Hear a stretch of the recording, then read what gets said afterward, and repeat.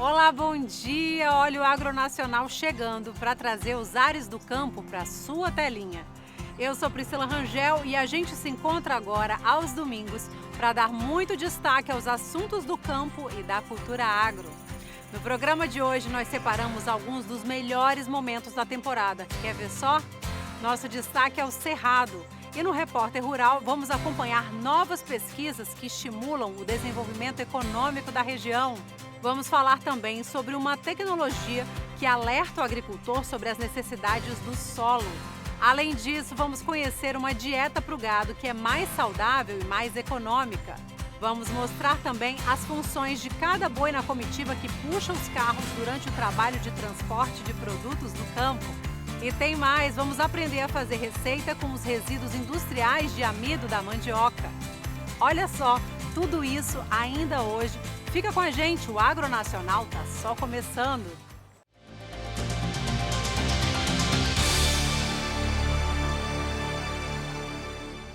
E para começar o programa hoje, vamos chamar o Repórter Rural com Roberto Camargo. Ele destaca algumas das novas tecnologias utilizadas no Cerrado e o que está sendo feito para preservar e restaurar áreas degradadas com foco no desenvolvimento econômico.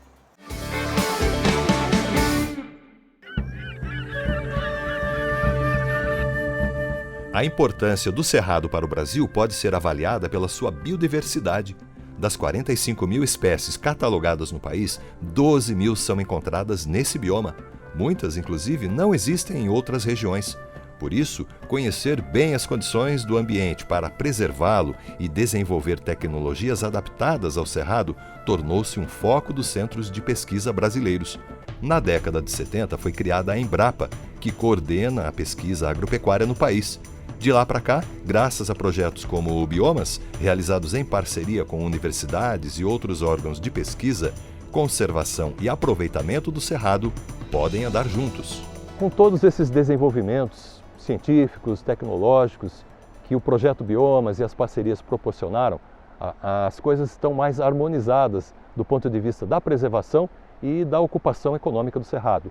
Porém, problemas sempre existem. Eu gostaria que você abordasse um pouquinho isso, como que a ciência e a tecnologia estão procurando mitigar esses problemas e se há assim, alguma inovação tecnológica que vem ao encontro dessa necessidade de colocar todo mundo aí para trabalhar em benefício do Cerrado. A nossa preocupação foi entender como é que nós colocamos diferentes atores envolvidos nesse circuito, são o produtor rural, a legislação, o governo, no sentido de qual o conhecimento científico que nós temos para que a gente possa, olhando a propriedade como um todo, fornecer uma ferramenta que a gente possa associar aquilo que ele tem para fazer uma melhor agricultura e como é que a gente coloca na área de preservação permanente e na área de reserva legal, como é que nós trazemos essas espécies que o produtor não conhece, mas que pode trazer um benefício para ele econômico e ambiental. Nós estamos chegando ali com o produtor e mostrando para ele como é que ele conserva a natureza, como é que ele usa essa natureza no sentido econômico e como é que ele também se desenvolve no caso da recuperação da pastagem que ele tem. Produzir alimentos neste grande celeiro que é o Cerrado traz um desafio para a ciência, desenvolver tecnologias adaptadas ao ambiente. Essa é a única forma de produzir e preservar ao mesmo tempo, além de restaurar áreas que foram degradadas no passado. E esse tem sido o foco de pesquisadores e produtores rurais em busca de tecnologias sustentáveis por aqui. Nós temos atualmente tecnologias que já têm evoluído desde o final dos anos 90, que são sistemas integrados de produção agropecuária. O mais conhecido é o ILPF, que é o Sistema Integrado de Integração Lavoura, Pecuária e Floresta. Os SAFs. Então, todos esses sistemas eles podem conciliar as espécies nativas do Cerrado com as espécies já cultiváveis, né? Então, um sistema integrado com, por exemplo, baru, que é o que a gente tem almejado agora com o ILPF, com pastagem, com lavoura de soja, de arroz, uma outra anual, né? Quaisquer sejam. E aí a gente consegue trazer para esse mesmo sistema a espécie nativa, um grande potencial de preservação do bioma, né, preservando a espécie, e trazer diversificação do ponto de vista econômico produtor. E aí ele vai ter fontes de curto, médio e longo prazo de renda, de retorno de renda. Então é altamente possível. E as tecnologias desenvolvidas hoje através da ciência têm proporcionado isso. E são tecnologias que partem do conhecimento nato do produtor, aperfeiçoado pela ciência, que busca domesticar as espécies nativas e adaptar as que vêm de outros biomas às condições de solo e clima do cerrado. Quando a gente fala em domesticar, na verdade, não é destruir a planta no seu ambiente natural, mas é garantir que ela permaneça lá, mas ela também possa ser cultivada num ambiente para uso comercial. Então, ela vai garantir que o sistema de produção que nós estamos desenvolvendo, adubação, irrigação, poda, colheita, pós-colheita, armazenamento, tudo isso vai ajudar na estruturação da cadeia dessas espécies, né, e garantir também que ela lá na natureza seja preservada.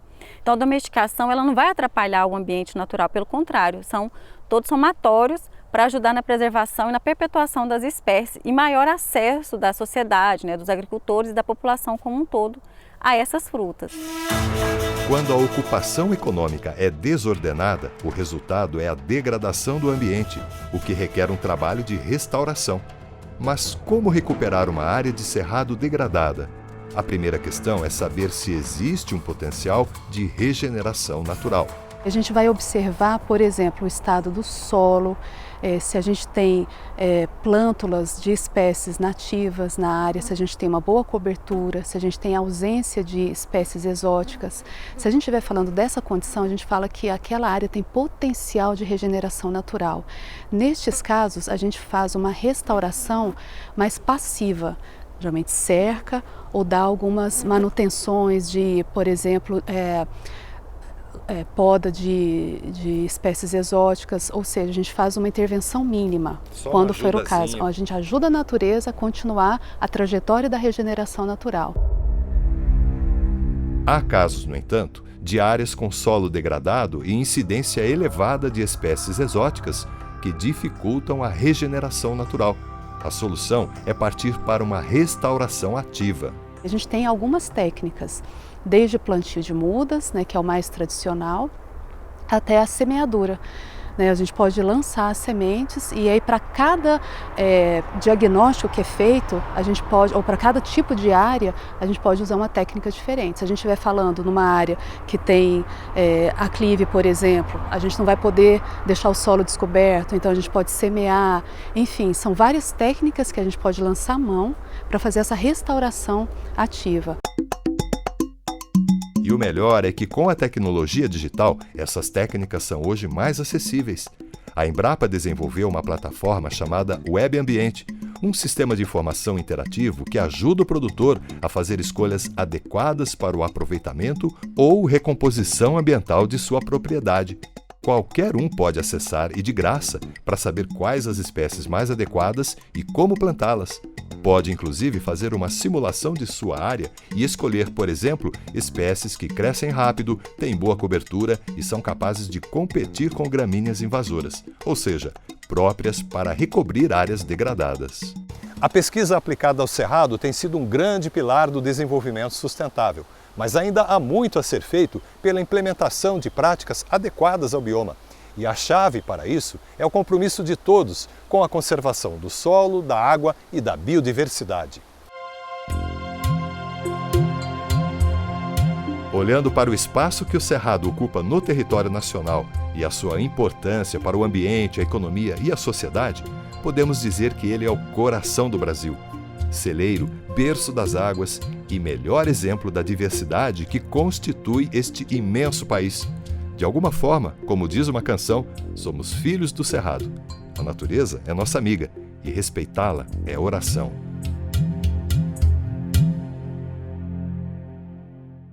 A pesquisa e a tecnologia podem ser aliadas na tarefa de estimular a economia sustentável, como é o caso da bioanálise de solo. Tentando aqui explicar de forma simples, é como se fosse possível fazer um exame de sangue do solo e obter respostas sobre a necessidade da terra em relação ao plantio e ao cultivo. Assim, o agricultor pode evitar prejuízos e ganhar mais. Confere aí. Pesquisadores da Embrapa desenvolveram uma maneira simples e eficiente de analisar a saúde do solo. É a tecnologia da bioanálise de solos, peça que faltava para uma melhor compreensão do potencial produtivo desse recurso natural. O solo possui propriedades químicas, físicas e biológicas. Entretanto, hoje, quando um agricultor manda amostras de solo para o laboratório, ele consegue acessar apenas a parte de química e a parte de física. Havia uma grande lacuna nessas determinações, que era a ausência do componente biológico. E a biologia é a base da saúde do solo. Agora, essa história vai mudar, porque após 20 anos de estudos, o grupo de pesquisa em bioindicadores de qualidade do solo da Embrapa desenvolveu a tecnologia da bioanálise de solo. Essa tecnologia consiste na determinação da atividade de duas enzimas, a beta-glicosidase, do ciclo do carbono, e a arilsulfatase, do ciclo do enxofre. Agora, o agricultor finalmente vai poder acessar a memória do seu solo e avaliar a saúde dos seus solos. Um solo saudável é um solo biologicamente ativo, produtivo, é um solo que armazena mais água, sequestra mais carbono, emite menos gases de efeito estufa, tem um maior potencial de ciclagem de nutrientes e de biorremediação de pesticidas. Além disso, é um solo que tolera melhor condições de estresses bióticos e abióticos, ou seja, é um solo mais resiliente. A bioanálise é como se fosse o exame de sangue do solo. E com sua utilização, o agricultor finalmente vai poder acessar problemas assintomáticos de saúde do solo antes que esses problemas interfiram no rendimento das suas lavouras. Em 2018, nós expandimos o uso da bioanálise em áreas comerciais. Os resultados demonstraram que o manejo utilizado na fazenda assegurava alta atividade biológica do solo e, por uma das consequências, é o resultado em produtividade média das culturas. Na última safra, nós colhemos mais de 84 sacos por hectare de soja, numa área superior a 7.000 hectares. E, além disso, a amostragem é extremamente simples e prática e utilizamos o mesmo procedimento utilizado para a amostragem da avaliação química do solo. Ferramentas como essa são bastante alinhadas com as preocupações da SLC Agrícola sobre os impactos nos seus stakeholders. E aqui colocamos o solo como um dos principais, já que é a base para toda a nossa produção. Uma das principais vantagens da tecnologia é antecipar tomadas de decisão sobre o manejo da lavoura. Esses resultados estão sendo demonstrados no campo. Nossa produtividade não era explicada pelas análises químicas e físicas que nós fazíamos. Nós tínhamos áreas com teores muito baixos de nutrientes e bons tetos produtivos. Não explicava quimicamente. Com essa nova tecnologia da Embrapa, hoje nós podemos fazer avaliação tanto química, física e biológica do solo, como um parâmetro muito importante para podermos tomar decisão com relação ao manejo, para conseguirmos produtividades mais altas e a redução de custo de produção também. Experimentos de referência realizados pelos pesquisadores mostraram que determinados solos, apesar de quimicamente semelhantes, são biologicamente distintos em virtude dos diferentes sistemas de produção adotados. E solos biologicamente mais ativos são mais resilientes e mais produtivos. A Fundação Mato Grosso tem trabalhos de pesquisa há 12 anos avaliando sistemas de produção. Na 7ª safra, cultivando uma cultivar de soja super precoce, 98 dias, sem dessecação, houve no período de enchimento de grão deficiência hídrica intensa. Nessa safra, nós tivemos 30 sacas de diferença entre os melhores tratamentos e os tratamentos inferiores. Não havia correlação nenhuma com os parâmetros químicos do solo. Quando a Embrapa Cerrados fez a avaliação dos bioindicadores, houve uma correlação intensa entre os tratamentos ao longo do tempo e os bioindicadores. A partir dessa data, uma frequência alta, nós avaliamos vários trabalhos com semiprodução quanto aos bioindicadores. E a correlação é alta sempre. Quando os bioindicadores, eles serão sim ferramentas muito valiosas para nós entendermos melhor a nossa produção e fazer dessa agricultura do Brasil ainda mais forte e exemplo mundial. A bioanálise de solo está disponível para o agricultor brasileiro por meio de uma rede de laboratórios credenciada pela Embrapa. Esses laboratórios comerciais estão conectados aos nossos laboratórios de pesquisa por uma plataforma que, além de fazer a interpretação dos resultados das análises de atividade enzimática, também vai calcular índice de qualidade de solo com base nas propriedades químicas e biológicas. Por todas essas razões é que a gente considera a bioanálise como o mais novo aliado para a sustentabilidade da agricultura brasileira. Através da adoção de sistemas de manejo que favoreçam a saúde do solo, todos saem ganhando: o agricultor, o meio ambiente e a sociedade. Pesquisas como essa da bioanálise do solo significam muito para o desenvolvimento sustentável no campo. E cuidar dos alimentos ingeridos pelos animais também é um ponto que merece a atenção dos pesquisadores. Nós vamos ver os efeitos de uma dieta saudável para o gado com menos impacto ambiental e redução de custos.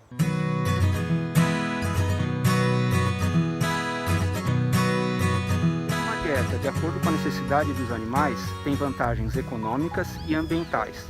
Quando a gente dá exatamente os nutrientes que o animal precisa, isso vai reverter positivamente na produção de leite e também positivamente em reduzir o custo de produção, porque nós não estamos dando nutrientes em excesso para os animais. Esses nutrientes em excesso, eles podem ser excretados na forma de fezes e urina e que também vai trazer consequências ambientais. Então, ajustar os nutrientes de acordo com a necessidade dos animais significa também menor excreção de nutrientes no meio ambiente, o que vai reverter positivamente no manejo ambiental mais simples e barato.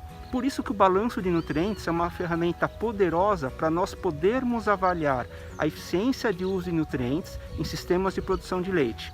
Nós avaliamos isso de forma fácil, rápida e precisa, dando respostas aos produtores de como está a eficiência de uso de nutrientes do seu sistema de produção e fazendo o balanço ter os fatores positivos tanto econômicos como ambientais. Quando a gente encontra nas estradas do interior com aquela comitiva de bois puxando carroças, nem dá para imaginar que cada boi ali tem uma função. Existem os líderes, os bois guia, tem os bois responsáveis pela força, outros pelo ritmo. O carreiro comanda a boiada que segue as ordens com firmeza e é o documentário Boi Carreiro. Na formação de um carro bem aparelhado e resistente, que suporte uma carga mais pesada, geralmente são usadas 5 parelhas de bois. Cada parelha tem um ofício específico na condução do carro, e cada junta deve desempenhar o serviço com eficiência. A junta de guia tem que ser bois inteligentes, como boi que obedeça bem à voz, tem que ser sadio e boa aparência, mas que seja inteligente para atender ao comando. Depois tem a junta a seguinte, de aprendizes, vamos dizer assim, garrotes, aí já meio tamanho, que trabalham no pé da guia. Agora depois vem a junta do meio. A junta do meio é o garrote já mais crescido. Agora, depois vem uma junta importantíssima, que é o pé do coice.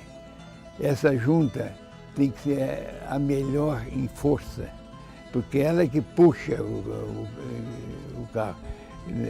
A junta do coice, que é a última, que vai junto ao carro, essa junta pode ser bois mais antigos, mais velhos, que sustentam bem o carro.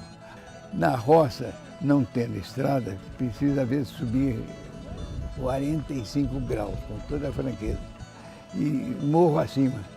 Aí a junta de guia firma, a missão do candeeiro é fazer com que a junta de guia puxe firme, porque quando a coisa está muito pesada, a tendência da junta de guia é sair para o lado, para aliviar. Tem que manter-se firme puxando, não pode bambear. Né? Aí, com a voz do carreiro e a junta de guia firme, os outros todos puxam.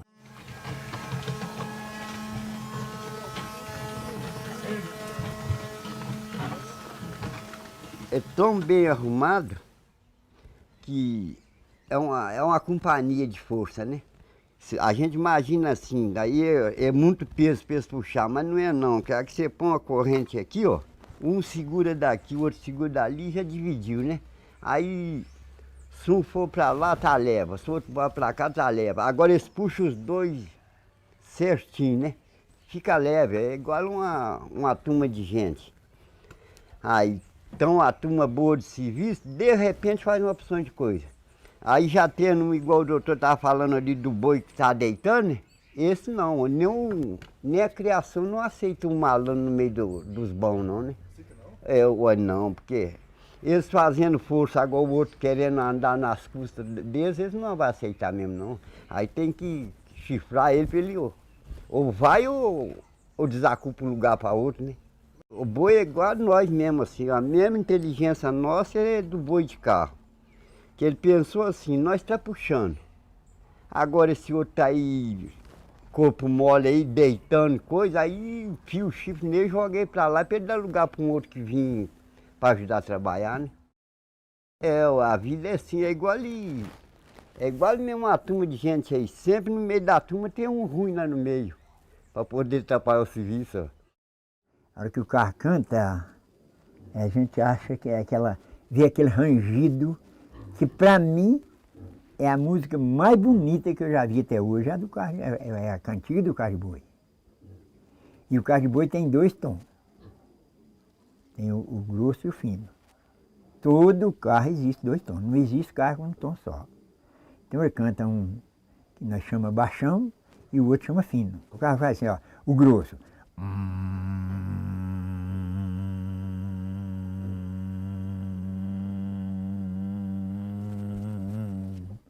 Depois vem o fino.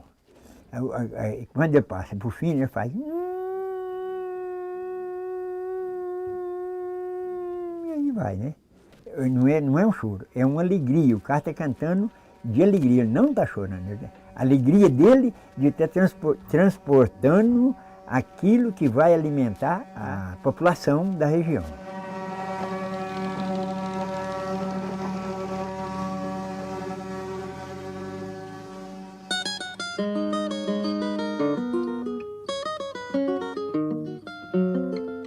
Bom, inovar é palavra de ordem na agricultura, assim como o aproveitamento integral dos alimentos. É o que acontece nesse caso com as cascas e bagaço da mandioca. Os resíduos podem resultar em ótimas receitas. Num bolo como esse aqui, vai farinha de trigo ou de arroz. Mas que tal fazer uma receita com farinha do bagaço ou da casca da mandioca? Para aproveitar resíduos da indústria, cientistas desenvolveram essa ideia. A professora Thaisa, da Faculdade de Nutrição da UFG, investigou durante o mestrado formas de aproveitar os resíduos de uma indústria de fécula de mandioca. Professora, antes de mais nada, o que se produz nessa indústria? O amido da mandioca, né? Da mesma forma que tem o amido do milho, se tem o amido da mandioca, que recebe essa nomenclatura de fécula. Essa fécula ela é aplicada na indústria farmacêutica, na indústria de alimentos, na produção de alimentos e gera-se vários tipos de resíduos desse processo produtivo. Dentre eles, a casca e o bagaço da mandioca, que é a fibra residual após a extração desse amido. Então, na nossa pesquisa, nós trabalhamos com esses 2 resíduos, com a casca e com o bagaço, para tentar agregar valor a esse produto e dar um destino útil para que isso não fosse mais um contaminante do meio ambiente. Então, até a pesquisa, esse resíduo ele não era aproveitado, era lixo. Sim, grande parte acabava indo para o lixo, mas tinha uma parte que também era aplicada para alimentação animal e às vezes até comercializado, mas comercializado num custo muito baixo, num custo de R$30 a tonelada desse resíduo. E na pesquisa, professora, como é que vocês observaram que ele pode ser aproveitado para nós, na nossa alimentação? Na nossa pesquisa, nós percebemos que esse resíduo ele teria uma composição nutricional interessante para a alimentação humana. Mas primeiro a gente precisava verificar se ele era seguro do ponto de vista microbiológico e higiênico-sanitário. Então, primeiramente, nós realizamos as análises microbiológicas para verificar quais os micro-organismos que estavam presentes nesses resíduos e se o processo de secagem ou um tratamento químico seria suficiente para que esse resíduo fosse seguro. Essa casca, ela recebeu uma solução de cloro que fez essa desinfecção dela. Depois a gente passou pelo processo de secagem. Após a secagem, nós fizemos a trituração dessa casca e isso originou uma farinha que poderia ser aplicada na alimentação humana. O bagaço, ele sofreu um tratamento químico diferente. Nós utilizamos a acidificação por meio do ácido lático para diminuir o pH e com isso a gente ter um produto mais seguro do ponto de vista higiênico-sanitário. Ele também foi seco e nós obtivemos a farinha desse bagaço também. Essas farinhas, elas foram aplicadas na substituição de misturas para bolo. Então, nós pegamos um bolo à base de farinha de arroz e fizemos a substituição com as farinhas numa proporção de 25% até 100% de substituição da farinha de arroz pela farinha do bagaço e pela farinha da casca de mandioca. E para nossa surpresa, nós percebemos que essa substituição ela teve uma aceitação a nível sensorial interessante e a composição nutricional também ficou mais rico em fibras solúveis e insolúveis, o que é interessante para o trato digestivo da pessoa que faz o consumo desses alimentos.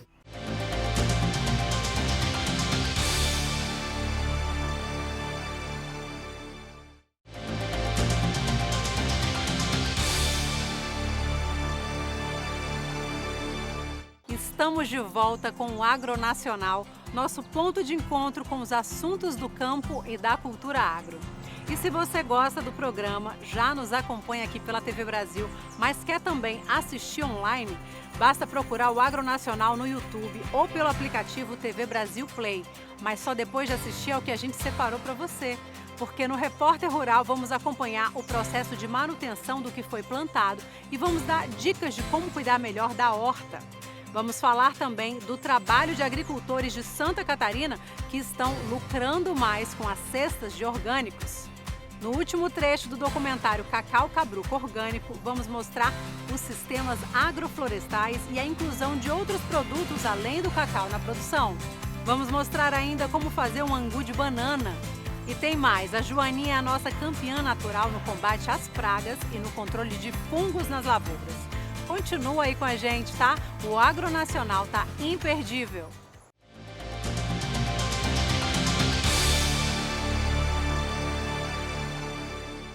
Hora de assistir ao Repórter Rural com Cissa Ramalho. Hoje vamos conhecer as técnicas para a manutenção de uma horta em casa.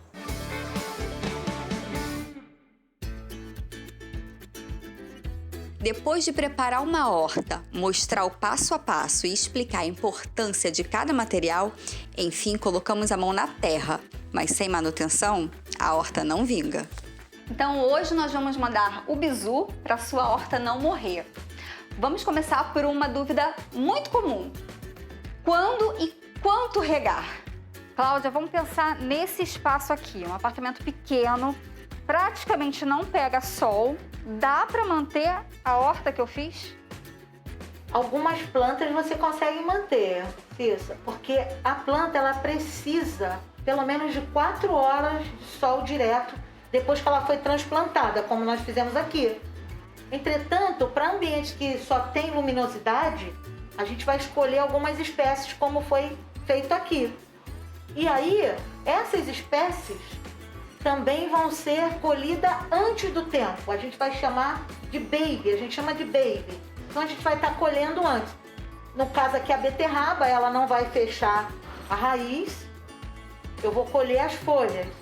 O alface eu vou colher as folhas e o agrião eu vou dar corte que ele rebrota, ele aguenta essa luminosidade, mas eu não vou poder ter todas as plantas como aqui. Ah, então a diferença, sol não é luminosidade. Não. Sol é sol. Sol é sol. Aqui que não bate sol, eu consigo manter a alface, por exemplo, a salsinha. Sim, mas é menor. Ela não vai completar o ciclo total. Vamos colher baby. Essas orientações da consultora de hortas são focadas para ambientes mais fechados, como apartamentos. Mas tem brasiliense que resolveu aproveitar o espaço maior de uma casa para se aventurar no mundo das hortaliças. Tinha um espaço muito grande para usar aqui, né? E a ideia de você plantar e colher aquilo que você vai comer também assim, foi algo que a gente sempre conversou desde o início, quando a gente veio morar aqui. A comida ela vem desde a plantação, a gente vai cuidando durante 2, 3 meses para até colher, para depois preparar. Faz parte também assim, as crianças participarem do processo para elas verem de onde a comida sai. Não é só aquele momento instantâneo de comer. Então isso fez com que meus filhos eles participam desse processo. Hoje todos comem todo tipo de vegetal, de legumes, tudo porque eles têm um prazer e eles sabem o que é cada coisa, qual o tempo de colheita de cada coisa, eles vivem isso aqui. A qualidade de vida aumenta bastante, eu acho que a gente começa a ter noção do que é o alimento, né? Assim, que às vezes não é algo simplesmente pronto, é algo que você tem todo um tempo de preparo, um tempo de plantar, de colheita, de tudo, para você poder usufruir desse alimento, que o sabor dele é muito diferenciado, é muito mais presente o sabor do alimento mesmo. Plantei hoje alface, quando que eu vou poder colher? Colocar no meu prato? Daqui a 9 semanas. Aí você tira ele inteiro, porque o alface você colhe ele inteiro. Então é a raiz e tudo, Isso, tiro? Tudo, tira. A salsa, você dá o primeiro corte. Aí você vai precisar de uma tesoura de poda, que pode ser menor do que essa, mas o ideal é comprar uma tesoura específica de poda. É barata, uma tesoura dessa, encontra em qualquer lugar, material de construção, supermercado grande, ou não, seção de jardinagem. E aí como é que eu tiro? E aí você vai dar um corte. A salsa, coentro, cebolinha, cebolete, elas recebem corte de 6 a 7 cortes. Aí como você faz? Você quer um pouco, né? Para fazer lá seu prato culinário. Você vai pegar aqui e você vai ver cebolinha, cebolete, a salsa tem esse cabinho. Você vai contar mais ou menos uns 4 dedos e você vai cortar em diagonal o tanto que você quer, certo? Isso aqui você vai levar para sua cozinha, vai administrar. Esse tipo de planta, ele rebrota, então você tem os cortes. Você pode dar de 6 a 7 cortes. Salsa, cebolinha, cebolete, coentro e as outras aromáticas você corta da mesma forma, sempre em diagonal, tira os galinhos e usa na culinária. Surgiu praga, o que é que eu faço? As pragas, você hoje tem produtos biológicos que você encontra facilmente na internet ou em supermercados ou onde vende plantas, normal. Usa os produtos biológicos como esse. Você me deu um pozinho, o que é isso? Isso daqui é a base de bactérias do bem.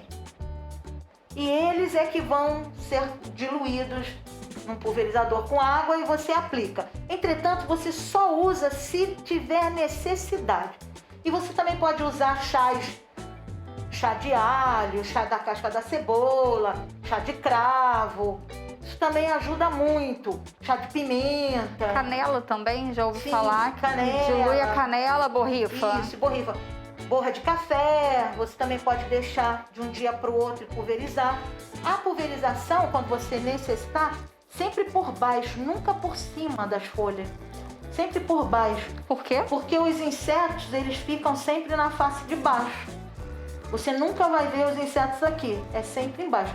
Isso na folha. E se eu quiser mexer com o substrato, tem que colocar algum nutriente depois? Sim.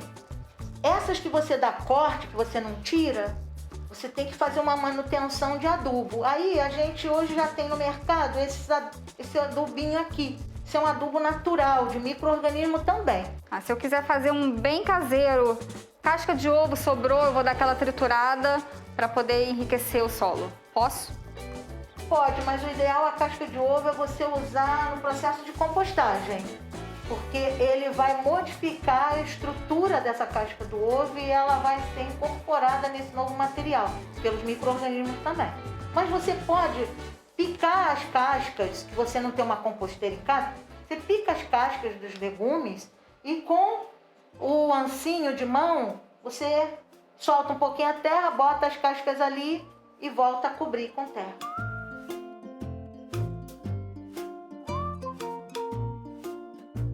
O interesse do consumidor por produtos sem agrotóxicos tem despertado a atenção dos produtores em todo o país.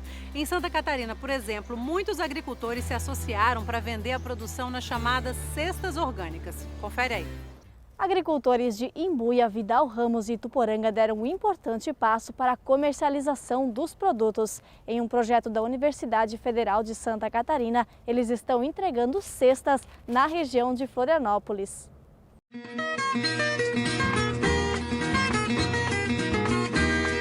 Dizem que quanto mais colorido, mais saudável. E sendo tudo orgânico e certificado, ainda melhor. Já imaginou receber todas as semanas uma cesta assim, direto do produtor rural? Bom para quem recebe e também para quem entrega.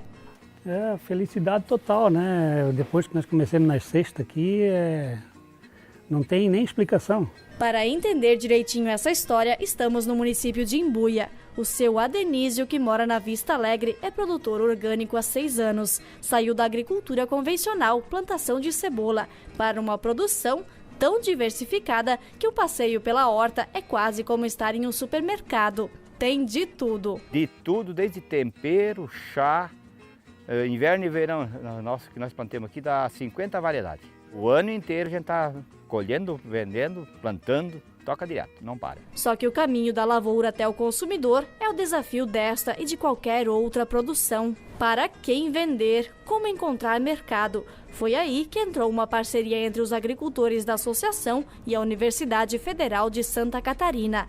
Os agricultores colhem, montam cestas ou células de consumo responsável e fazem a entrega na região de Florianópolis. A ideia das cestas orgânicas, ela surgiu no ano passado, no mês de agosto, quando o município recebeu estudantes dos cursos de agronomia e zootecnia da Universidade Federal para fazer uma vivência na propriedade dos agricultores, né? E uma das estudantes, ela trouxe um exemplo de cestas que ela acompanhou no estado de São Paulo, no município de Ribeirão Preto, né? Cestas agroflorestais. O projeto começou em novembro do ano passado, com 26 cestas. Hoje já são 110. No processo logístico, a garagem da família Guedert virou local de montagem. Quarta-feira de manhã, colheita nas lavouras. À tarde, hora de juntar tudo. E a entrega é feita na quinta-feira. Quinta e sexta, a gente programa, em cima do que os agricultores repassam para mim, o que eles têm de produção. Então, a gente estima, divide, vê mais ou menos o que vai para cada família, porque a gente tem 14 famílias envolvidas, né, dentro das cestas. E aí, na sexta-feira de manhã para sexta de tarde, eu faço um esboço de uma planilha do que vai ter na cesta na semana seguinte. E a gente disponibiliza, então, dentro do grupo de WhatsApp dos consumidores, e também dos produtores, o que a gente colocou na cesta.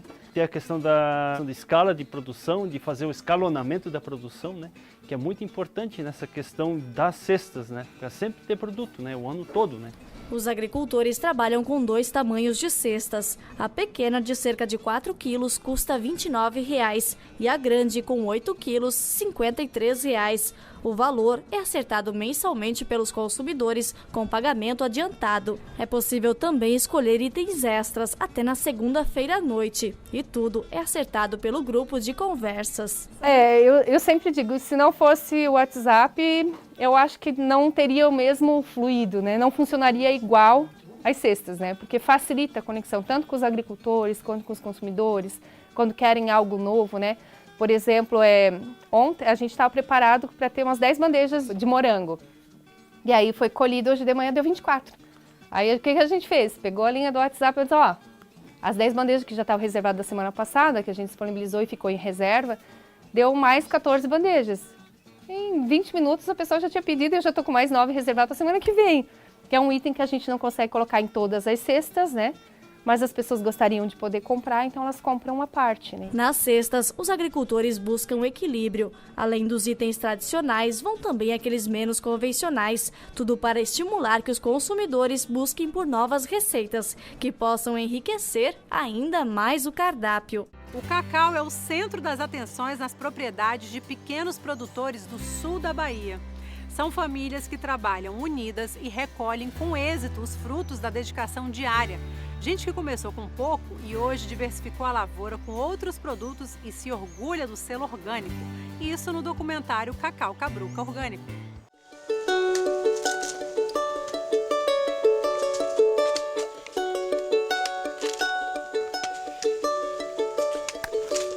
Eu tinha um sonho de ter assim uma área cronada, uma área de cacau cronada. Mas a minha condição financeira era um pouco baixa, né? Nesse intervalo, surgiu aí os meninos do CT com um projeto incentivando os agricultores que quisessem implantar um safre. Aí fizeram a proposta comigo, olharam minha área E eu gostei da ideia deles e aceitei o convite. Aí a gente começou a fazer. Eu comecei a fazer, eu com minha esposa, que trabalha junto comigo. Graças a Deus eu sinto muito orgulho de falar dela estar aqui junto comigo. De início era muito difícil, né? A gente às vezes achava meio complicado, mas a gente pegamos o ritmo devagarzinho e também acabei descobrindo que não é lá essa dificuldade toda. Quando a gente quer aquela coisa pra gente, então não há muito difícil a gente conseguir fazer.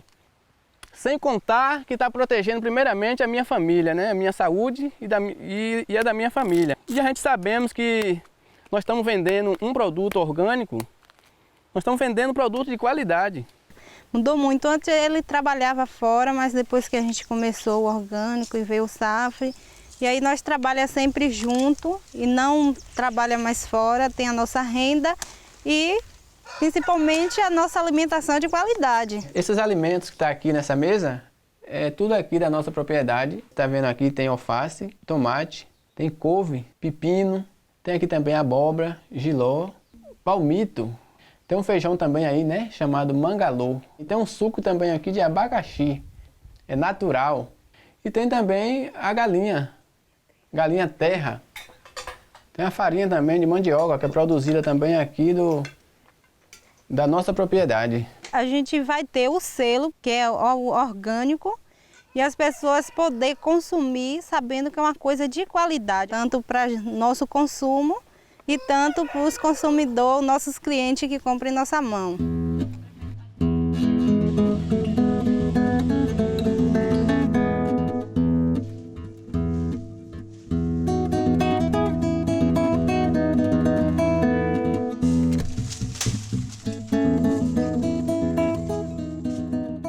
Hoje, nessa área que eu trato de agroecológico, é o seguinte, eu tenho diversas plantas. Ela começou pequenininha, né? Eu comecei a ampliar. E hoje eu tenho aqui em torno de 1 hectare. Eu tenho aqui seringueira, eu tenho cupuaçu, eu tenho cravo, eu tenho feijão rasteiro, eu tenho abroba e planta nativa para estar ali compondo o meu Safre. E diversas plantas que a gente tem no campo. E o agricultor hoje, para agricultor familiar, se a gente não trabalhar dessa forma, a gente não vai ter o resultado final. Nós não vamos pensar no futuro. Mas se a gente está trabalhando dessa forma, nós estamos preservando o meio ambiente. Hoje o cacau, eu acho que ele é o alvo. Porque o cacau hoje está uma sustentabilidade muito importante. Então todo esse processo, a qualidade, a certificação, eles estão conseguindo acessar e está tendo uma demanda muito alta, né? E vários outros interessados na região de compradores já estão chegando para uma conversa com os agricultores para já fazer um planejamento de produção para entregas maiores também, devido à certificação e à qualidade do cacau. Essa estratégia de incentivar os agricultores, que são nossos parceiros, a participar da Rede Povos, foi uma estratégia que foi pensada e bem discutida com eles como uma forma de favorecer o protagonismo, de melhorar a organização socioprodutiva e também de inseri-los num mercado, né, que valoriza esse produto que é produzido pela agricultura familiar, que é produzido de forma que conserva o meio ambiente, né, que não usa insumos químicos. Então, foi uma forma de buscar com que eles participassem desse circuito, né, de comercialização, buscando novos mercados. Porque é muito bom quando a gente une e busca conhecimento junto. Porque choramos junto e sorrimos junto. Isso é importante para nós que somos agricultores. E aí eu comecei a praticar e começou a dar certo. Começou a dar certo plantando, e agora eu comecei plantando e comecei gostando. E hoje eu estou com uma propriedade maravilhosa, com quase 7 tarefas de cacau de qualidade. E amanhã eu tenho um sonho de eu chegar até a empresa e ter um chocolate de qualidade com o meu número, que é minha área certificada, que nem custou com o CT, me deu o maior apoio para que hoje eu esteja aqui, porque não é fácil estar aqui. Só basta você confiar no trabalho e fazer, que você vai ter um retorno muito rico sobre isso. Você respeitando o APP, respeitando a queimagem. E hoje eu não quero medo de nada de veneno aqui, porque hoje eu quero minha saúde. E minha saúde está onde? Dentro da minha própria roça. Porque se eu for aplicar veneno, eu vou me matar com minhas mãos próprias. Mas depois que eu tirei o veneno, eu vou ter saúde para sempre. Eu vou viver 14, 100 anos, né não?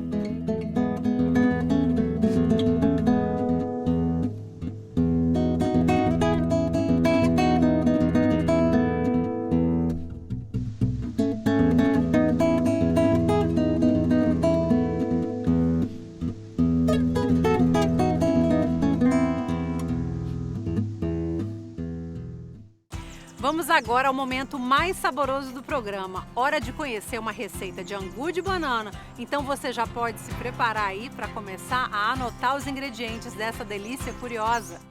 1 dúzia de banana caturra, 2 colheres de sopa de azeite, 6 dentes de alho picados, 2 folhas de couve picadas, sal a gosto. Então, para a gente fazer a receita, nós vamos iniciar primeiro no angu de banana, que nós vamos precisar de 12 bananas verdes descascadas e é interessante ela ficar na água, para ela não escurecer. Então, nós vamos colocar a banana na água quente, que isso mantém a cor e a propriedade dela. Então, eu acho que é importante isso. Então, nós vamos colocar a banana para cozinhar. Gente, nós colocamos a banana para cozinhar aqui nessa panela, mas pode colocar também na panela de pressão, que vai acelerar o cozimento. Bom, gente, ó, depois da banana cozida, a gente amassa, bem amassadinho. Essa massa aqui vai ser para fazer o angu de banana, que é simplesmente a banana amassada. Bem cozidinha, você vai amassando, ó.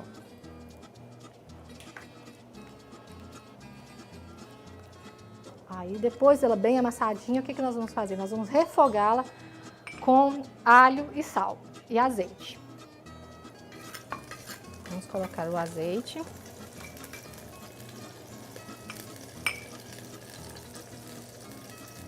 O alho. Esse aqui você já pode colocar mais um pouquinho de alho que vai dar um sabor muito bom.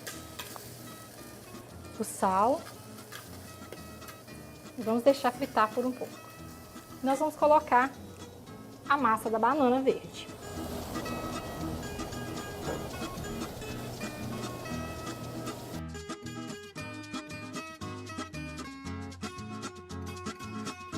Bom, depois que a gente refoga a massa da banana verde no azeite, no alho, no sal, a gente vai deixar cozinhar um pouquinho aqui para que ele pegue o sabor.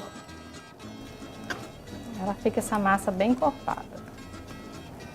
O ponto do angu de banana é esse aqui, ó, para finalizar. Ó. É uma receita simples, porém saborosa. Para finalizar, nós vamos acrescentar a couve, que dá um sabor muito bom também no angu, que é o complemento dele. Este prato acompanha muito bem, gente, a comida nossa básica, que é o arroz, feijão, a carne de panela. Então ele é um excelente acompanhamento. Nossa, e agora chegou o momento mais delicioso de todo esse aprendizado aqui, né? Não é? Vamos experimentar. Vamos começar então pelo angu de banana. Olha o angu de banana, a consistência, que beleza. Que é a receita antiga, né? Que Sim, a gente tá... é. Não é? Muito bom, viu, gente? No. Muito bom. O trabalho das joaninhas nas lavouras não é fácil. Elas são consideradas os insetos da sorte dos agricultores por serem predadoras naturais das maiores pragas das plantações. Hoje existe mais de 4.900 espécies de coccinelídeos. No poder dos seus 8 milímetros de altura, as joaninhas, sempre muito simpáticas, realizam um trabalho exemplar no controle de fungos nas lavouras. As espécies predadoras se alimentam de afídeos, mosca da fruta, cochonilhas, ácaros e outros tipos de invertebrados, a maioria deles nocivos para as plantas. Uma vez que boa parte das suas presas causa estragos às colheitas e às plantações. A joaninha, muitos acreditam ser um inseto da sorte, né? Aqui temos um exemplar dela. E além dela ser um inseto da sorte, realmente ela é aliada do produtor na lavoura. A joaninha é um predador, exímio predador, ela preda muitos insetos maléficos para a nossa lavoura, como por exemplo o pulgão, que suga das plantas e causa muitos problemas aos produtores. Estudos mostram que uma joaninha adulta é capaz de predar até 200 pulgões por dia. Na América do Norte a gente tem uma espécie que preda a broca do milho, que é uma lagarta muito importante que causa danos de cerca de 1 bilhão aos produtores norte-americanos, com defensivos agrícolas, com perda de produtividade. Tem outras espécies também aqui no Brasil, que a joaninha preta é uma bem pequenininha que preda ácaros também. Ou seja, a joaninha aí no controle, na predação de inimigos naturais que comprometem a produtividade na lavoura. No caso da lagarta, o adulto mesmo preda a lagarta, comendo a lagarta mesmo, é uma espécie um pouco maior que essa, e muitas joaninhas ovopositam em colônias de pulgão, de ácaro, de larvas, justamente para os seus ovos eclodirem e os filhotes já começarem a se alimentar daquela praga ali, né? A gente tem aí na literatura, né, cerca de 4.557 espécies e muitas com hábitos diferentes, muitas cores diferentes, e a joaninha apresenta essa característica bem colorida chamada eufemismo, que nada mais é um aviso aos seus predadores que, devido à cor, ela deve ter normalmente um gosto ruim, algo que afaste seus inimigos. Então, por isso, temos muitas cores de joaninhas. Apesar de ser uma caçadora nata, a joaninha ainda é confundida com a vaquinha. Com isso, os produtores acabam passando inseticida na lavoura e dispersando os inimigos naturais. A gente tem estudos sim no Brasil, tem estudos no Rio Grande do Sul também, tem estudos com HF, com melancia, mas assim, o controle biológico hoje no Brasil vem crescendo cada vez mais. A gente tem aí relatos de que um futuro próximo aí alinhando o químico na lavoura com o controle biológico, porque é muito importante na hora da gente fazer uma recomendação, eu como agrônomo, um técnico, tá monitorando a questão de praga, porque há muitos defensivos agrícolas que acabam eliminando esses insetos benéficos nossos, como a joaninha, outros insetos, a percevejos predadores também. Então é importante estar sempre tendo um técnico agrícola, o engenheiro agrônomo, o próprio produtor está monitorando, fazendo controle de pragas para ver o dano, o nível de dano econômico, se é importante ou não entrar com certo defensivo agrícola ou não. E investir no controle biológico, que é uma ferramenta que veio para nos ajudar. E por hoje o programa fica por aqui, mas já temos nosso encontro marcado, porque o Mundo Agro passa pela tela da TV Brasil. Eu sou Priscila Rangel e desejo a você um excelente dia. Tchauzinho!